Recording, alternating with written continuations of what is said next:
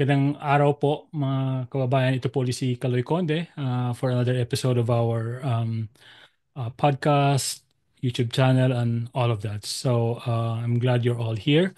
I'd like to. I'm very happy to record this episode today because we're joined here by a very good friend of ours, si Dr. Louis Ocampo. Siya yung country director ng uh, UNAIDS sa Pilipinas, ano, and he's been doing a yeoman's job trying to muster support for HIV/AIDS programs dito sa Pilipinas. And as you know, katatapos lang natin ang World AIDS Day noong December 1, and while there have been some report from the media in the media about the situation of HIV/AIDS dito sa Pilipinas, medyo grim yung marami doon, pero meron din namang mga good news. So, pag-usapan natin yan with Doc Louie today. Doc Louie, kumusta? How are you?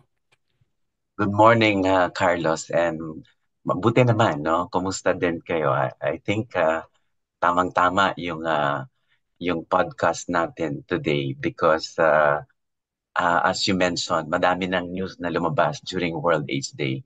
But of course, we want to continue providing more information and more awareness on one of the parang health emergencies in the country, persistent, no?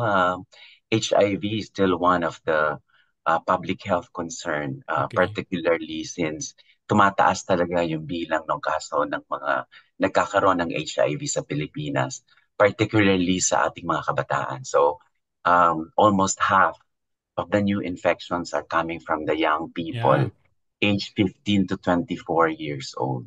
Doc Louie, we will dive into all of that in a bit, ano? Pero I just would like to give our viewers a sense of sino ba to si Dr. Louie at bakit ang bata-bata pa niya, UNAIDS country director, and anong konting a little bit of patikim sa mga viewers natin kung kasi the last time we spoke, this was years ago when I was doing a report on the HIV crisis sa Pilipinas. I talked to you. You were still in Palawan, and then later on dito ka na nga, ikaw na yung naging UNAIDS country director sa Pilipinas. Briefly, can you tell us a little bit about your background, Dr. B? Of course, Carlos. So I started at UNAIDS ng year 2018. So Mm-hmm. magsi 7 years na. But before that, I was the provincial health officer in Palawan. And I started siguro 2010 in the province of Palawan. And then I moved to the hospital, yung hospital ng Palawan, which is a DOH retained hospital. So I had a short stint in that hospital around 2 years before moving to UNAIDS. And moving to this advocacy is really, parang my passion, my purpose in life. So Ah, kaya okay. That's interesting. nagtuloy-tuloy na. What Yeah. what what what made you kind of transition to the HIV/AIDS advocacy from your perch in Palawan? Well, nung nasa Palawan ako kasi parang that time walang treatment facilities, no, sa buong province ng Palawan. And most of the patients, no, um, are accessing treatment sa Manila pa. So they're Yeah, traveling I to remember Manila. that. Yeah. And, so parang sobrang struggle. So that's why when I was there, parang naisip namin na baka kailangan, if it's happening in Palawan, I'm sure it's also happening in different provinces, no, in the Yes. Philippines. So kaya naisip namin na mag-establish ng treatment facility sa Hospital ng Palawan. And yun nga, no, parang madaming mga clients na from different treatment facilities across the country, particularly in Manila, na lumipat na dun sa Palawan. And and ngayon, I mean, so parang in terms of accessibility, na-improve natin yung accessibility na yan. And isang malaking factor yan para masustain ng client natin yung treatment, considering that this is a lifelong treatment. So, Yeah. kaya importante na accessible siya, although available naman siya, and it's being given for free by the government. So, kailangan lang natin ma-address yung other barriers Yeah. para ma-access ng clients natin yung services. Yeah, I remember that because when I was doing the research for that report, in fact, that's the reason why I came to know you was, yun nga, may mga hinainga itong mga merong mga pili HIV. These are the people who live with HIV na ang problema nila minsan yung treatment centers or facilities ay hindi ni ganun Mhm. ka-accessible, ano? So, Yeah. Doc Louie, noong December 1, you published a column in the Philippine Star, which I read, and actually made me, think about doing this episode because in that column, and I guess this was a UNAIDS position as well. Yung ano nun, yung approach mo dun sa column, and in fact, kung paano nyo i-approach ngayon yung HIV/AIDS problem sa Pilipinas is, sabi nyo nga dito, taking the right path. Yeah. Rights meaning, it can be a lot of things, rights ng Mhm. PLHIV, I'm sorry, but also human rights in general. Can you walk us through a little bit sa thinking ng UNAIDS as to why was this important, being, emphasizing the role of human rights and rights for PLHIVs in combating this epidemic? Yeah. Yung basic premise kasi, Carlos, no, that health is a basic human right. Okay. Okay.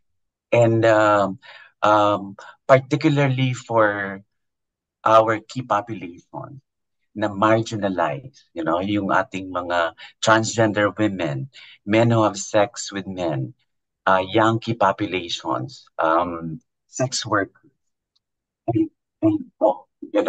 at yung ating pinakamas, nahihirapan tayo isulong na segment, yung people who use drugs. Mhm. And then considering din na yung stand ng ating government, ng mga polisiya natin on drug use ay medyo mahirap to come up with a comprehensive prevention services, particularly for the people who use drugs. Um, so you know, kung nahihirapan tayo ibigay yung services na yon, this now becomes a human rights issue, right? Mhm. So, considering that they have the right to access those services and to be provided by the government as Oo nga. rights, as duty bearers, Yeah. kailangan natin kung ano yung mga serbisyo na kailangan ng ating mga key populations. For Oo. them to be able to manage their own health, whether they're accessing prevention services or they're already accessing treatment.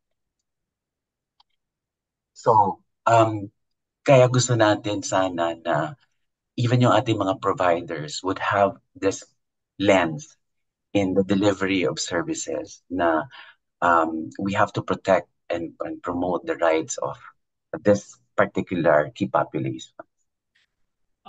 Actually, oo nga isa dun sa mga concluding sentences niyo dun sa column niyo was that, ito, babasahin ko ng konti for the benefit of our viewers.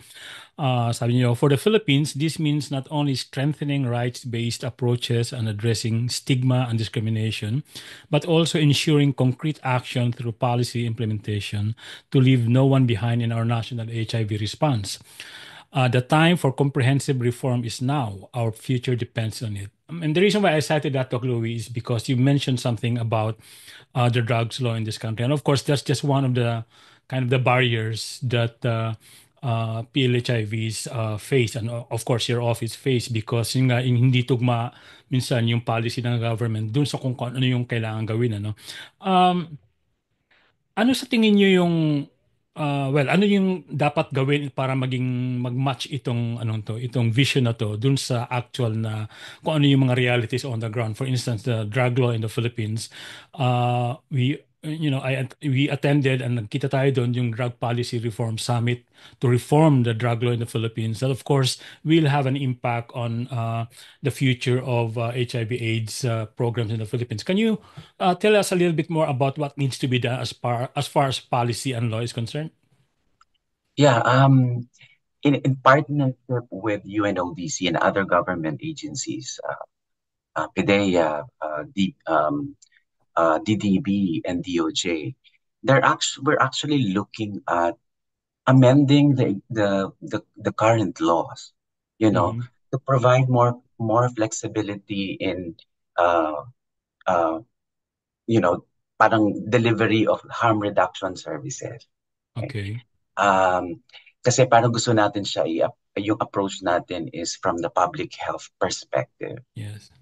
So, um, and with that outlook, I think mabibigyan na, matutugan na natin yung pangangailangan nung ating key populations, particularly people who use drugs, that even if they are using it, they can still be protected for Yeah. diseases like hepatitis C and HIV. Okay, Yeah. so I think yun naman yung direction, Carlos, now. We just have to, do the process of amending the existing law. And I think, you know, I'm very optimistic that we can actually do that in the next few years. Well, Policy change, we know, medyo maraming pinagdadaanan na proseso. But at of the end, course. considering na we already recognize, the government already recognized that this is the right approach.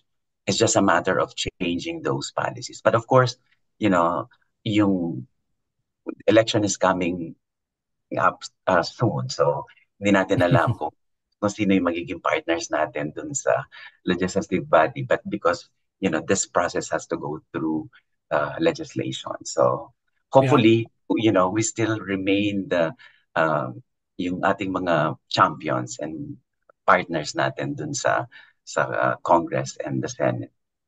Well, that's the thing, Doc Louie, kasi I mean, if I recall correctly, this is the first time na pinag-usapan yung drug policy reform in such an open, inclusive manner noong July, nung policy summit nga, which is something that we never saw during the past administration. So it gives a lot of us in the human rights and harm reduction community hope that in fact itong dangerous drugs law natin ay mabago or maayos.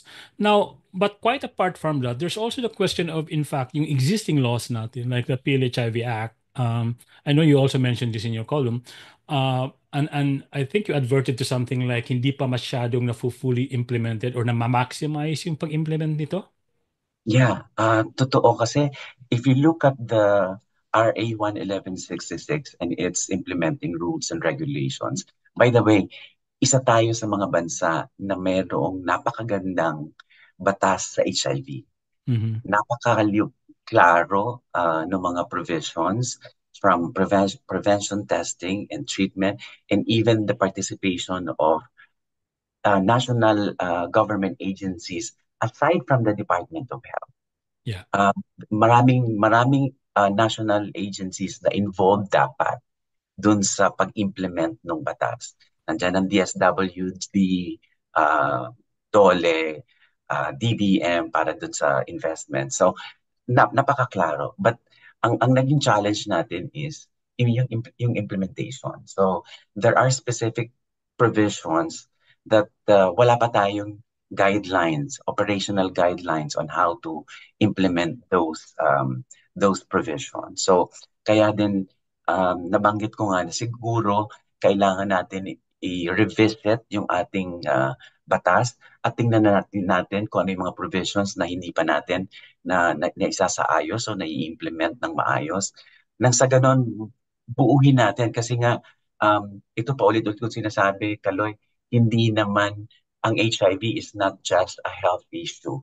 Yeah. It is a development issue wherein we need all other government agencies, to provide support in terms of investment programs, um, lahat tayo may stake eh. So, kaya kailangan, I mean, collective yung effort natin. Hindi lang Department of Health yung gagawa. Particularly, stigma and discrimination. I Yeah. mean, in stigma and discrimination are rooted from the lack of knowledge, the lack of, awareness, information about Yeah. HIV. So, at hindi lahat dapat ng sektor ay tumutulong para magbigay ng awareness, no?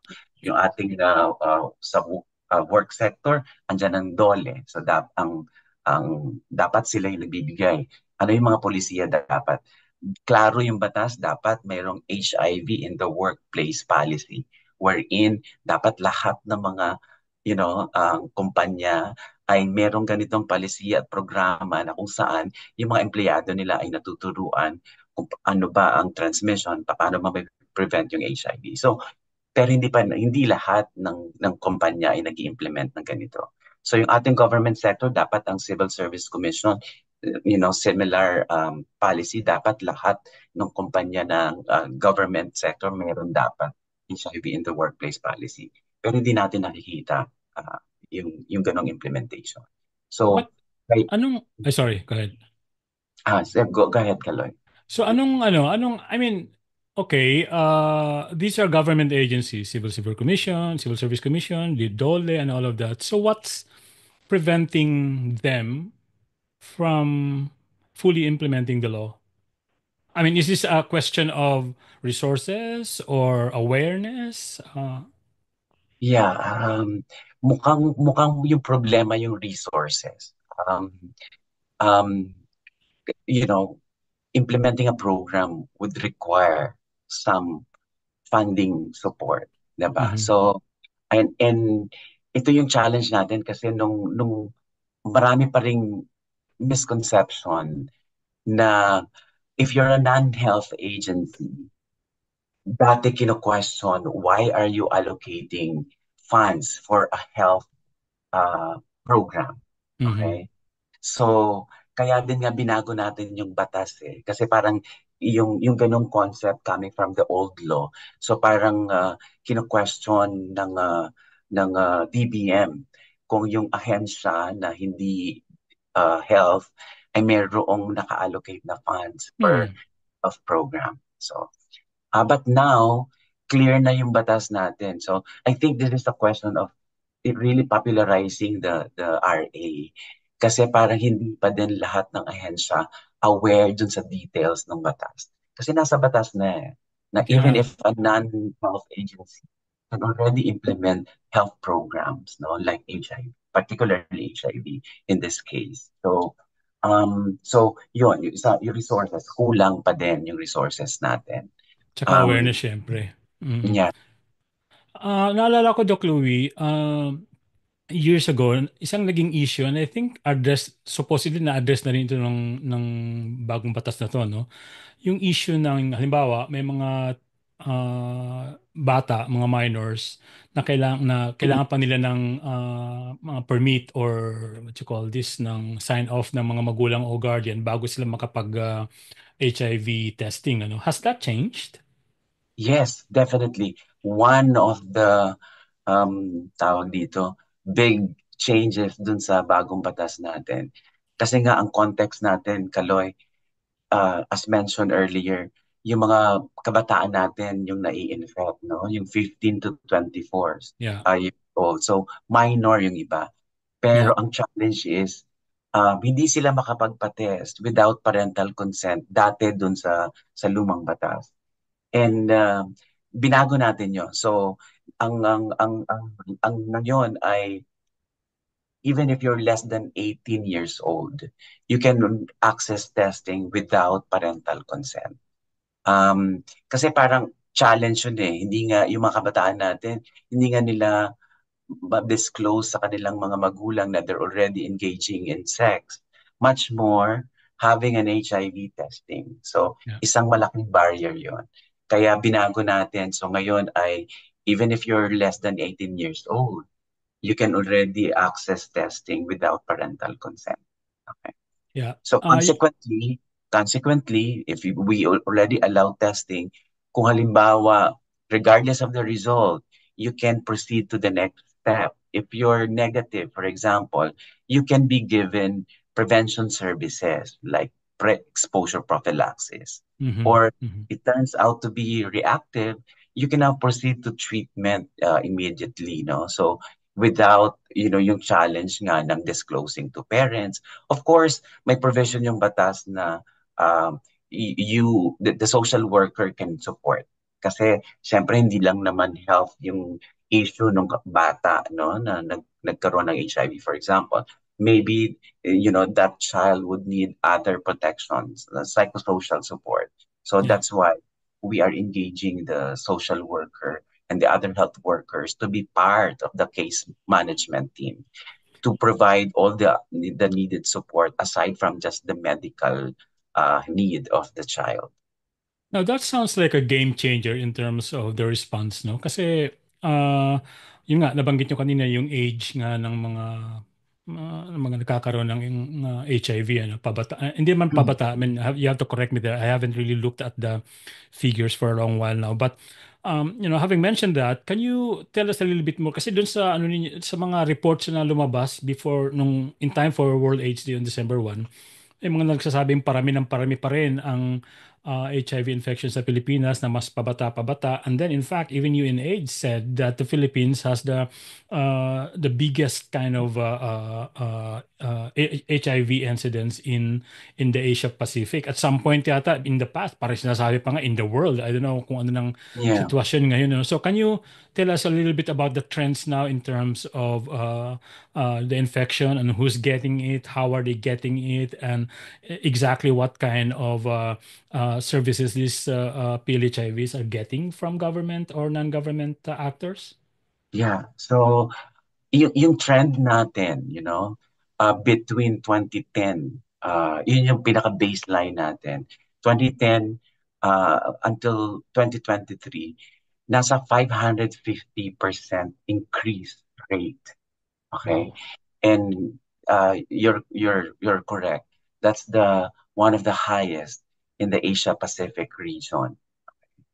Um, and in 2023 alone, um, we have an estimated 26,700 new infections, and half of that will be coming from the young people. 26, uh, you know, 26,700. So around half ay sa mga kabataan magmumula yung infection.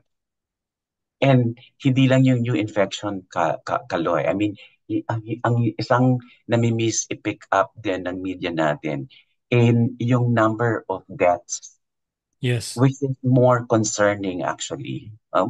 Kasi parang dapat wala nang namamatay sa AIDS-related conditions at this point because we have a very effective treatment, okay, which we call antiretroviral therapy. So dapat wala nang namamatay.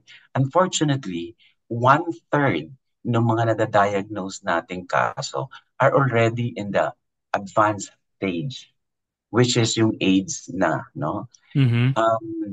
Um, that's one-third. So parang one in every three na nadadiagnose natin ay late stage na at mahirap ng i-manage, mahirap ng gamutin.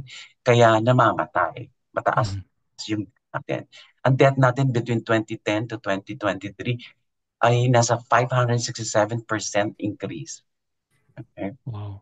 So, um, kaya gusto natin na mas ma-diagnose sana ng maaga para mabigyan Actually, ng treatment. if I may butt in, Dr. Louie, dun sa report ninyo itong huli, sinasabi niyo nga doon na only 61% of those of yung HIV cases na ano ay na tested and diagnosed. That's a very low percentage, right?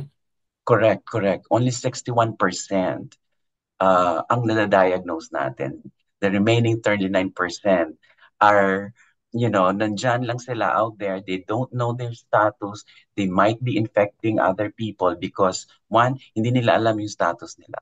Yeah. Okay? And yung karamihan sa kanila, dahil hindi na-diagnose, pwedeng mag-progress into AIDS. No? So Yeah. sila yung mga namamatay din na hindi natin alam na meron palang HIV. So, kaya kailangan mapalakas talaga natin yung testing.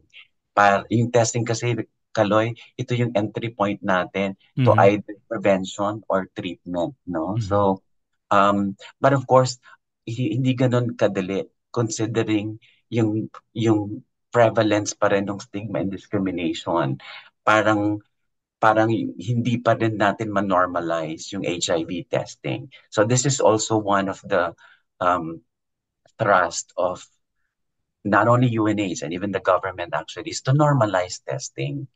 No, na dapat part na siya ng health services natin na i-offer natin yung testing, HIV testing as part of the routine um, uh, screening. Kung halimbawa may pumunta sa facility, nagpapa-check up, gusto natin i-offer din yung testing para naman makapag-decide yung client to, na mag-avail ng ganong services. Isang strategy yon sana na somehow ma-normalize. Parang diabetes screening na lang siya na Mhm. anyone can do it and you know uh, para lang yung stigma attached to HIV testing ay mawala na din. Yeah. Kasi yun yung isang malaking barrier. Yeah, actually, doon sa ano nyo rin, nilista nyo rin yung mga barriers din niya. Sabi nyo nga, stigma and discrimination andon, then lack of access to education and information, meron pa nga gender-based violence, at ito nga, more generally, ito yung sinasabi nyo, yung anti-rights backlash na andon.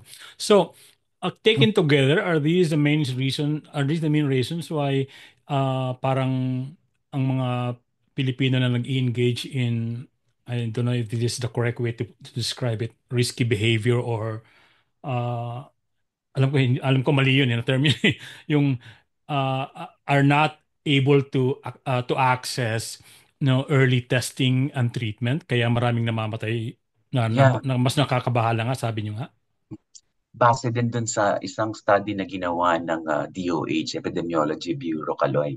Tiningnan kung ano ba yung level ng knowledge ng ating mga kabataan.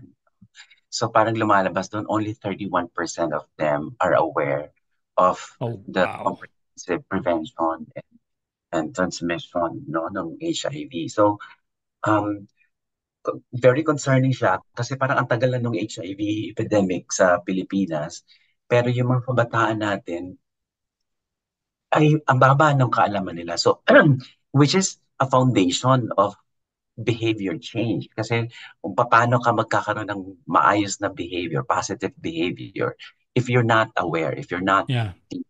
uh, informed kung paano ba natatransmit yung HIV, ano ba yung mga prevention methods. So, dito papasok yung napaka-importanting role bukod sa DepEd. I think yung nag-start yung information sa family, di ba? Yeah. Doon natin natutunan. Pero knowing the culture of the Philippines, tabu pa rin na pinag-uusapan yung sex Yeah. within the household, 'di ba? So Lalo na parang yung certain sex, I don't know, behavior ba or conduct, no? yeah. So Uh, kaya at, yung well, next sana ay yung eskwelahan, no? yeah, Since okay, I was gonna go there. Yeah, yeah. So at malinaw dun sa batas, sinasabi, inaatasan ng batas ang Department of Education to have a comprehensive, age-appropriate,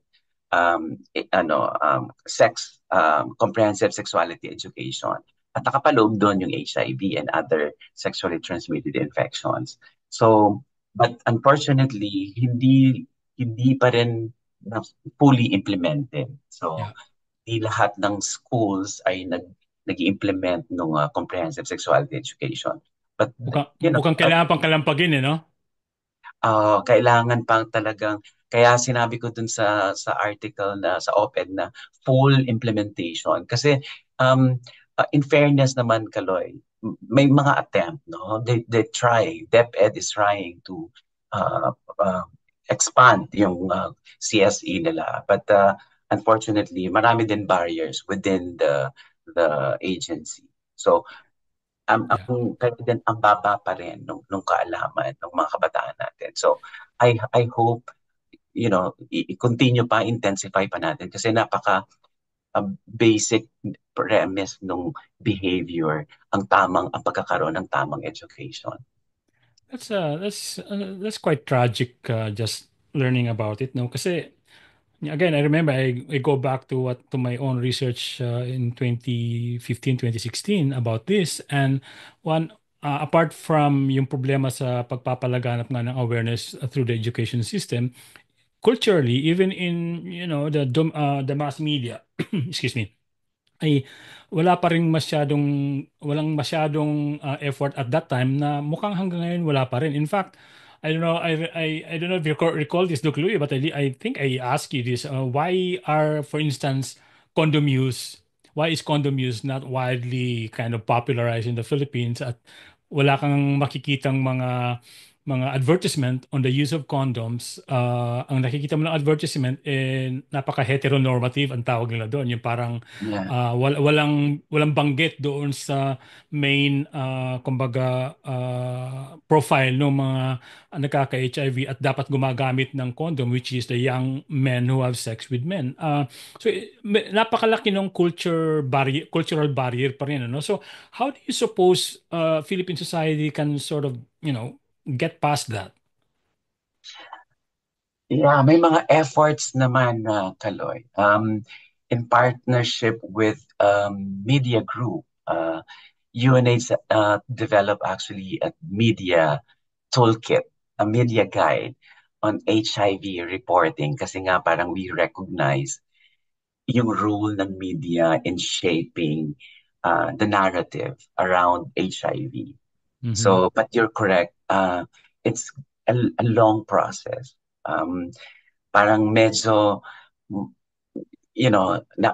rooted yung ating belief on the use of even yung advertisement natin sa use ng condom, napaka-heteronormative talaga. So parang, and yung ating mga transgender women and men having sex with men, hindi makarelate dun sa campaign na yon. So Mm. um, we're slowly, maybe not at the part of the government, but ang naging approach namin is we engage with a civil society group and in developing, key messages na swak doon Mhm. sa target audience natin, which are the key population. So, may mga efforts naman ganun. But you're right.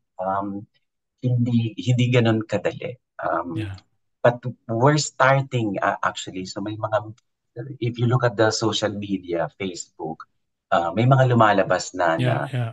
messages na specific, focused, sex positive, for example, Yeah. para din mas appealing. Kasi parang hindi pa kakagatin ng ating audience yung mga conservative na messages. Kasi Mhm. parang hindi sila nakaka-relate eh. Iba na yung behavior ng mga kabataan natin ngayon.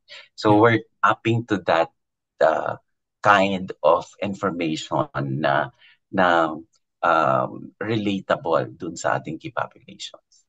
Now, Doc Louie, speaking of social media, I remember also that there was some big discussion about the role of social media in actually direct relation niya dun sa pagtaas ng mga HIV cases years ago, no? And these were attributed, in fact, there were also media reports about it na dahil nga sa mga app, mga hook-up apps na ginagamit ng kabataan, men who have sex with men, that made it easier for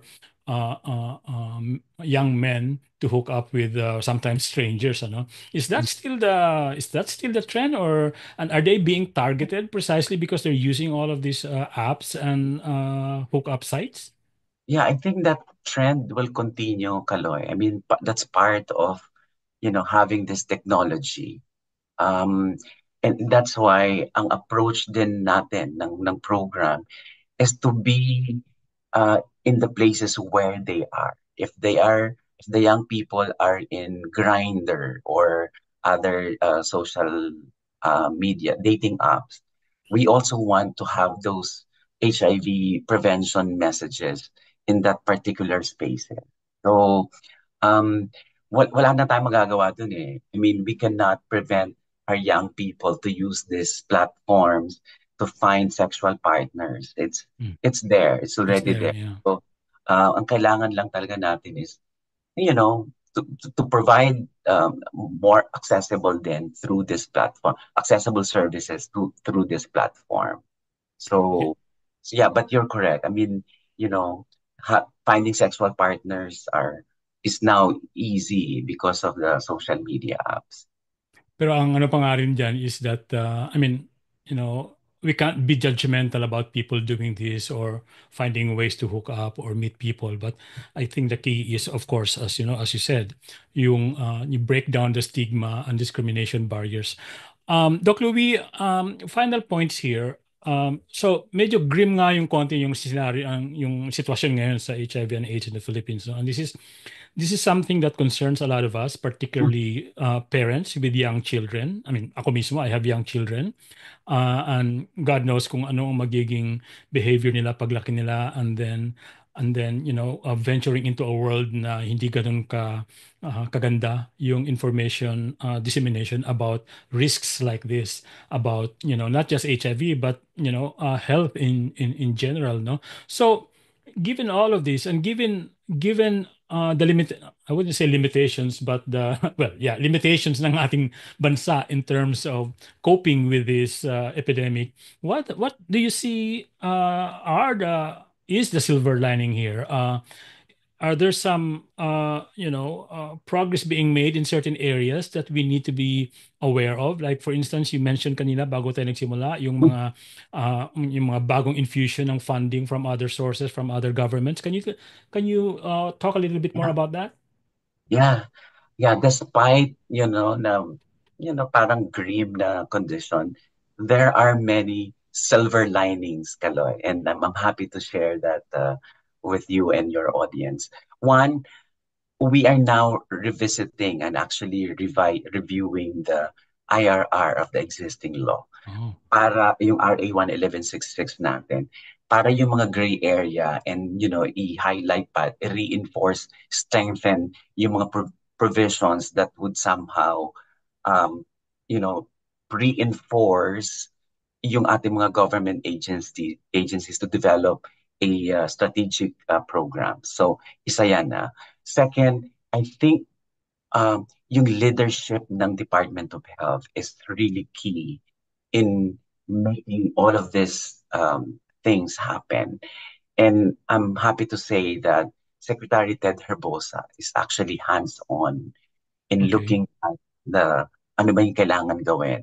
So we just had a meeting with him, and he's really, parang um, is really pushing the technical people to identify ano pa ba yung gaps, ano pa ba yung kailangan natin gawin, and provide support in terms of funding. So that's why one of the key na intervention natin yung pre-exposure prophylaxis.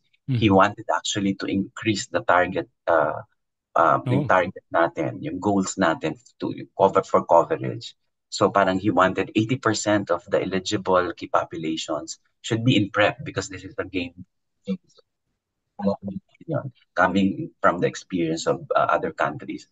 Napakalaki nung magiging impact ng pre-exposure prophylaxis, particularly in our country where ang baba ng condom use natin. So isa yon. And and DepEd as well. So during the World AIDS Day, DepEd actually committed, to intensify yung kanilang comprehensive sexuality education program. So there are windows of opportunities. Aside from that, yung ating mga development partners, as mentioned, no, ang dami na natin na sumusuporta. The US government through the PEPFAR, they're here. Ang implementing agencies nila, USAID, CDC, and HRSA and DOD are present to support the country. Of course, Global Fund. We have a $25 million grant uh, for until 2026. So, ang daming sumusuporta. UNAIDS, under the UN, we have uh, another grant from the Australian government to support the Global Fund in terms of identifying what are the enabling environment that we need to strengthen. So, ang daming support, ang daming, and the civil society, very active yung mga civil society group and the community, Kaloy. So, it's just a matter of consolidating all the efforts of the players and parang dapat unified and we're heading into one direction para mas strong, we get more impact of whatever investment that we put in the country. So yun yung role na gusto ng that UNH play. We are convening all the players and identify effective and efficient innovations to finally reverse the trend of HIV infection in the country. Well, that's heartening to hear, Dr. Louis. Obviously, the country still faces a lot of challenges, and every now and then we were being buffeted by all of this political turmoil. But as in your case nga, because of the nature of this pandemic, tuloy-tuloy pa rin, no rest for the wicked nga kayo. And I'm happy to hear na meron palang ganitong mga tuloy-tuloy na efforts, not just locally, domestically, but also from our international partners to continue supporting the fight against HIV. Um, Having said that, Doc Louis, anything else that you may want to tell our audience in terms of, the problem we're facing and, the way forward? Yeah, siguro gusto ko lang i-re-echo, Kaloy, yung pronouncement ng President of the Philippines. I think in the previous SONA, he mentioned HIV and TB as a priority actually. And he wanted to rally the country to come up with a whole of a society approach to end HIV. And I think he's right in saying that it's supposed to be a whole of a society approach. Kasi hindi lang, ulitin ko, HIV is not just a health issue. It's a development issue, social, cultural, religious. So lahat po dapat ng sektor ng gobyerno ay magtulong-tulong. Kasi um, we have a target to deliver. We need to end HIV as a public health threat by 2030. That's our commitment to the Sustainable Development Goals. Yeah. And ilang taon na lang yan bago tayo dumating dun sa reckoning time, Mhm. So, limited, very challenging yung way na pagdadaanan natin. But I think, again, if we take the right path, Kaloy, I mean, Yeah. I think that's the correct path Yeah. in resolving ano yung mga issues around HIV. If we put the rights of the people uh, forward at the center, I think lahat ng susunod na mga interventions natin ay magiging effective. So Very, we still have time.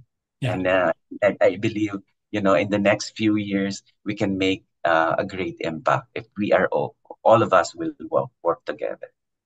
Well said, Doc Louis, in terms of, it has to be based on a human rights approach to all of this that will having said all that, Doc Louis, salamat ng marami for joining us here and for expounding on these points.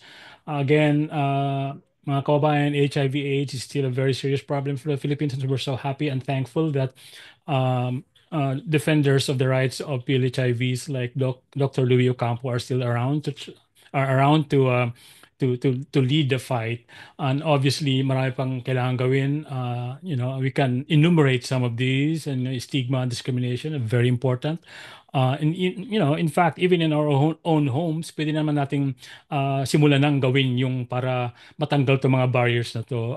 Just be, respectful of the rights of others, whether may HIV o wala. But having said that, Doc Louis, salamat ng marami again, and good luck sa UNAIDS and all your partners. Thank you, Kaloy, and thank you din sa pag-imbita. Thank you. Thank you.